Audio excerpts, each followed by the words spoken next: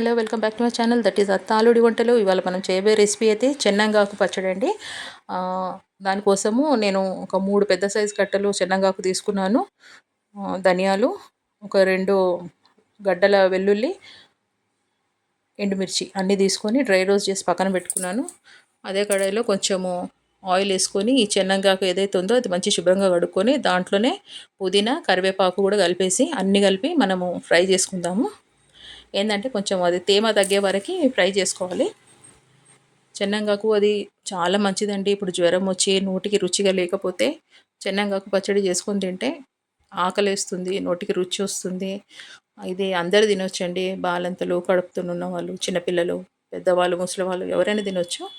ఆకు కొంచెం మెత్తబడింది కదా, మెత్తబడ్డ తర్వాత ఒక పెద్ద నిమ్మకాయ సైజ్ అంతా చింతపండు తీసుకున్నాను. ఆ చింతపండు కూడా వీటితో పాటే వేయించేస్తున్నాను. ఇవి ఏదైతే మనము ఎండుమిర్చి, వెల్లుల్లి అవి తీసుకున్నామో దాంట్లోనే కొంచెం ఉప్పు కూడా వేసేసుకుందాము. ఇది ఎండుమిర్చి, వెల్లుల్లి,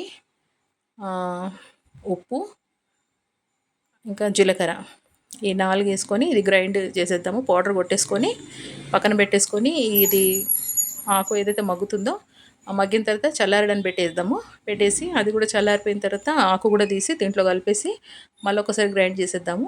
కొంచెం ఉప్పు అది టేస్ట్ చూసుకొని గ్రైండ్ చేసేసుకుందాము. గ్రైండ్ చేసేసుకున్న తర్వాత ఒక షీషాలో ఎత్తిపెట్టుకోవాలా, తడి లేకుండా చూసుకోవాలా. నెల రోజులు నిల్వ ఉంటుంది. పచ్చడి చాలా టేస్ట్గా ఉంటుందండి. మీరు ట్రై చేసి చెప్పండి ఎలా వచ్చిందో. Thanks for watching.